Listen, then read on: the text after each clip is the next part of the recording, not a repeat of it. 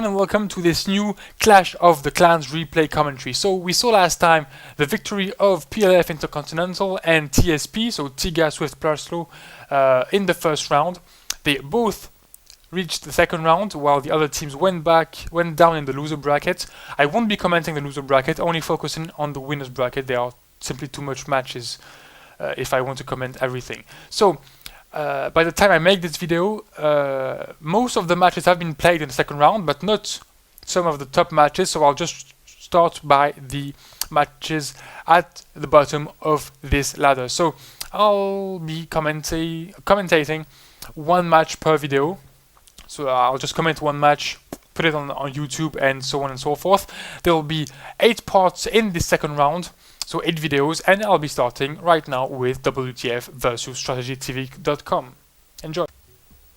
So here we go for the first match of the second round in this Clash of the Clans tournament. So we've got WTF playing PACT over there in red, represented by .ed, Firestarter and Valkyrie, and on the NATO side we've got the StrategyTV.com players, Lord Marshall Lanes, Mr. B and Shark421. So in terms of points, we've got both teams that have spent more or less the same amounts of points. 300 of difference isn't that big of a deal in a 4,500 points game. So we are once again on Hamburger Hill for the second round. All the games we played on this map. Both teams go with a similar deployment. An attack on the right, 2 detachments in the middle and 1 on the left. The major difference here is that WTF players seem are willing to take this plateau very, very quickly. They are sending a very, very big army compared to the NATO players who have sent, I'd say, the minimal amount of units just to control different forests on the plateau. Juliet has been captured by the PACT players, Echo is going to be captured by the NATO players, and a big force is coming in. We've got just a few infantry units trying to defend the plateau, while we've got infantry units, ATGM units, anti-air, tanks with BMP 685s, T-80s. A lot of units attacking the plateau. Is going to be very, very hard for the NATO players to hold this sector. Delta and November have been controlled by both teams. Golf has been controlled. Lima isn't controlled yet, but defensive positions are in place. And on the left side, where Hotel is controlled, and Bravo is going to get controlled also by the NATO players. So quite a symmetrical deployment over here. Just a big difference in the middle of the map. So we've got quite a similar amount of troops in both the flanks. How come we've got a lot more PACT troops in the middle? Well, I'd say the NATO players have spent quite a lot of defense on Charlie. The PACT players have 2 Smurf units and 3 Afghansky, which is around 300 and 400 points. Around 400 points. And we've got much more over here. We've got 3 AUF1, which is 300 points, with a commander, a lot of infantry, a lot of ATGM, 2 chaparrals, one over here. They have separated their commander and their artillery, making with 2 heavy defended positions. It's a lot of points left in Charlie. So a lot of points left in Charlie. That's the same amount of points that isn't able to fight on Echo, which is being taken over by the PACT players. All the concourse are running out of ammo, but that's not really a problem. There are no heavy tanks on the NATO side, and the few NATO units left will be crushed easily by the Zalos, T-80s and BMPs 685. Some Kamaz units over here, going to take out the Delta forces. It's normally anti-air units, but well, when you've got that amount of Kamaz, you can just send them in forest and take out infantry units. Some AUF1 trying to help the NATO troops in the middle, trying to hit some units. Unfortunately, they hit only the tanks. Oh no, they're just hitting a bit everywhere. They mustn't have the corrected shots. Yeah, well, depends on where they're shooting. And some Malkas hitting back on the enemy units. Malkas, which is, I think, the most powerful tube artillery in the game with AG power 7, just like the Pion. But its downfall is that it's quite slow. It's got just a normal rate of fire, quite slow actually compared to the AUF1 or the Dana. And Smersh are helping the Pact forces over here, hitting the Marauders, who surprisingly survived this attack, but with very little health. The Kamaz are regrouping on the right, probably trying to go straight forward or go around the hill. On the left side, we've got the Pact that is starting to control Foxtrot's area, and the NATO players who have very little defenses. 2 VSLs, 2 infantry units, and 1 anti-air, quite spread out. And it's well, compared to the forces, the Pact forces, it's gonna be very difficult to hold if the Pact decide to attack. Little offensive on the right side by the NATO infantry that is stopped by flamethrower tanks and heavy infantry. The artillery here is trying to support its infantry, but a lot of Pact units are just behind to protect the commander in Echo, which is pulling back. Kamaz are arriving on the right. Hopefully for the NATO players, they are very bad against vehicles. They have 0 AP and only 1 HE, so they deal very little damage, even if they are 5 units. The commander is coming back into Echo. There are nearly no defenses left in Echo. It's going to be very hard. The Kamaz go straight for Delta, where the VAB-PC is defenseless. All the defenses are in this little forest, and no one is protecting the VAB from an attack on the right. Some infantry unit is sent on the left, trying to contest Foxtrot, which has been controlled by the Pact players. VABs are coming in with probably Chasseurs-Famas in them. But unfortunately, Mochusen and VDV are defending the area. Quite good infantry units.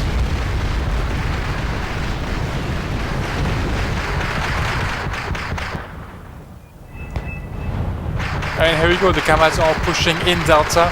They aren't doing a lot of damage, but they are forcing the VAB-PC to pull back. That's a lot of points that are contested by the Pact players. Chasseurs-Famas have disembarked, will try to destroy the VDV and Mochusen, but they are severely outnumbered. It's going to be very hard for them to overcome this these units. And 1 VAB attacking over here, and the commander defending himself against this attack. The Buck shouldn't move forward that much. It could be destroyed by the infantry.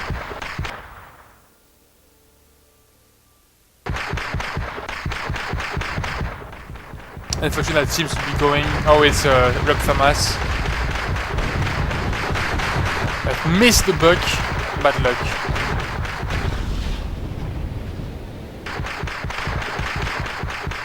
Yeah, the Buck seems to be being able to get away. Lucky Pact players.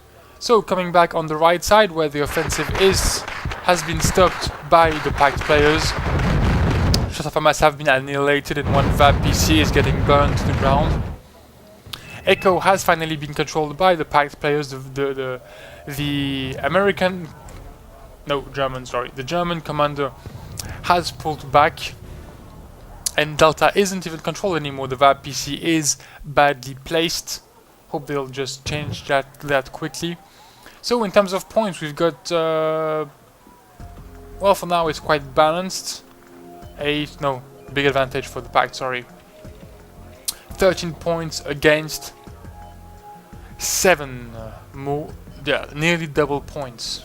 And 3 more, so more than double for the Pact players. NATO is still ahead in terms of points accumulated, but they are behind in terms of income.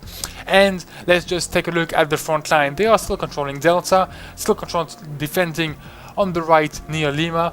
On the left, on the other hand, it's quite different. They've got a little pocket here of units, but it's just anti-air, supply, recon, ATGM, and autocannon. It's not really a good defense. Absolutely no one here apart from little ATGM unit and They are finally sending units to the left, where the PACT had started to mass units prepare an attack. Foxtrot and Hotel are controlled by the PACT players, and nothing seems to be able to contest this control. A bit of smurshing here, if I can say that. And the two only defensive units over here are destroyed. Only the Vizel is left, but all alone he won't be able to defend very long. A lot of infantry called in by the PACT players, probably to go all on the right side of the map. The PACT players don't control sectors over here, making it quite hard to reinforce this area. This is something the NATO players could have tried to take advantage of, but well, that's probably why they put so many defensive units in November, because they knew they didn't have any reinforcement zones on the right side, so they could be vulnerable to a mass attack over there. Hopefully for them, well, that didn't happen. NATO players managed to take back the forest over here. Unfortunately, they don't send in their commander just yet. Oh, it's moving. So maybe it's going back into Echo to contest the area. Let's just see how it turns out. They still have more points. Their income is a bit, well, it's still lower than the one of the PACT players. And still a long way to go. Nearly 4,000 points. Sorry, I've got a problem between 4 and 5. Nearly 400,000. Oh, crap it. Damn it. 4,000 points to go. Okay, so Echo and Juliet still controlled by the PACT players. I think I'm going to speed the things a bit up here. Infantry units coming in the middle to reinforce the area, probably going on the right also. Let's speed things up a bit. Nothing much going on right now. A bit of shelling on the area phone. They aren't very damaged, but a bit shaken by the impact of the enemy artillery, still shelling the area. The commander has pulled back, going on Lima. Finally they take control of Lima. And over here, Mr. B just, he realizes he doesn't have enough defense to stop the enemy offensive. We've got T-64, Tunguska, two T-55s AM1s coming in, infantry on the left, and we've got only mortars and anti-air to stop all of that, which is nothing. Marder VDS-1, Marder 1, Jaguars, yeah, are coming in. And over here in Echo, well, once again, the PACT players are pushing, and the NATO defenses are falling between the tanks and the Malkas. It's impossible to hold this position. They are simply outnumbered and outgunned. It's going to be very, very hard. A few units over here may be able to push back the tanks. Tanks coming in at the edge of the hill, and the, well, all the Mino F2 are killed, but the T-80 is killed also in the process. Over here, a little attack from Legionnaires and Invabs, but they are stopped really, really easily. Yeah, that's more or less all that we can say for the right flank. On the left, well, the PACT players are still continuing to push. Small defense on the left, but units over there, units over here, and only one Marder left to defend. It's gonna be very, very hard to hold Bravo. And a smush. Here we go, Bravo is lost by the NATO players. It's going to be very, very hard. Well, it's nearly game over. I mean, they are still leading in terms of points, but in terms of income, they are at 7 every 4 seconds against 22. 7 versus 22, so it's like more than 3 times. So yeah, that's it. The PACT have catched up. They have more resources than the NATO players. The only solution NATO has right now is to spend all their points and prepare a massive offensive. They are starting to regroup a bit of units on the right side, trying to attack from the undefended front line, which is a good idea, of course. Problem is, if they attack over here, well, they won't be able to take back much sectors. It's really this point that is really a problem. And over there, of course, the 2 biggest sectors are regrouped in the middle. They really should be able, really should try to take them back, but of course it's really, really hard. But they have nearly 1,500 points, so they should give a shot. Something they aren't doing, unfortunately. I already said it, but I'll say it again, I think players aren't really used to yet play economic mode, and they don't realize that once the enemy is controlling that, like this, the map, and if you have a lot of points, you need to spend them all to counterattack. So that's more or less what they are doing. They went from 1500 to 300, and they are trying to push, but unfortunately the good reaction from the PACT players who just captured Oscar, they sent a lot of units, and the Smudge destroyed only almost half of the NATO offensive over here. I mean, it's impossible. The PACT players have just too much resources. They captured Oscar. They don't have Mike. They can send reinforcements over here. Even if with all these units, it's going to be very, very hard. PACT players have a lot of resources left, and of course the Smash still shooting and taking out a lot of infantry. So in the middle, still no action. They just controlled the area and stopped pushing. Same on the left. They took Bravo, but they are stopping there. The only action is going on the right, where the NATO is counter-attacking. I mean, it's a logical situation. PACT is in control of this game. They have more than half of the map, and well, they don't need to attack anymore. They just need to wait and accumulate points until they reach the limits. Now it's NATO's time to counter-attack if they want to make this game last longer, if they want any hope of winning. So this is what they are doing. Unfortunately, PACT players have, of course, a lot more resources, and between the Smurfs and the resources and the reinforcements, well, NATO players are just stopped really easily by the PACT players, and well, they are nearly reaching their goal. 70% reached, 1000 points to go. It's nearly GG here. 80%, yeah, very big map control by the PACT players. They really managed to, they pushed in the middle, took the two big sectors, and on the other hand, NATO players didn't manage to overrun the flanks. In this map, it's quite balanced. I mean, you've got 4 points on the left, 4 points on the right, just enough to compensate the 8 points in the middle, represented by these two sectors. The only problem is that if the enemy pushes in the middle, if you can't hold him, you need to counter-attack on the flanks to make sure you still remain at a balanced income rate. And, well, that didn't happen. PACT took the middle and also took the left flank, so of course NATO players had a very hard time. That's probably because they spent a bit too much points in Charlie, and, well, they didn't attack enough on the flanks, like I said.